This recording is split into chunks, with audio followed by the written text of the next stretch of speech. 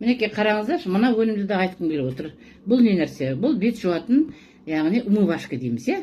Ол керемет сабынның орнына жүреді. Негізінде бұл водоросль, яғни теңіздің түбінен алынған өнім. Экстракт ламинарий қосылған. Жаңағы шампунь, кондиционердің сериялары. Осы мінекей, барлығы. Бұның ішінде бұның кремі де бар, сывороткасы да бар, маскасы да бар. Білдіңіз бе? Өте керемет дүние бұл. Сондықтан бетіңізді әрлеп, әсемдеп, және де жаңа бөртпелердің барлығын жоқ қылады, бетті ағартады, беттің порларының барлығын тазартады. Өте керемет, осымен жуыну керек.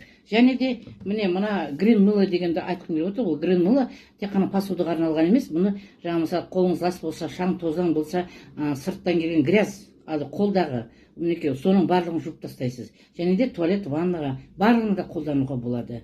Шәйнектерге. Толық ақпаратты білу үшін WhatsApp нөміріме өтіңіз.